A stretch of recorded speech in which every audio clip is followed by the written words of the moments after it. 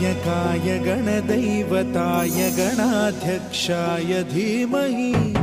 गुणशरीराय गुणमण्डिताय गुणेशानाय धीमहि गुणातीताय गुणाधीशाय गुणप्रविष्टाय धीमहि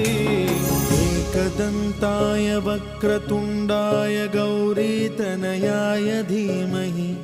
गजेशानाय भालचन्द्राय श्रीगणेशाय धीमहि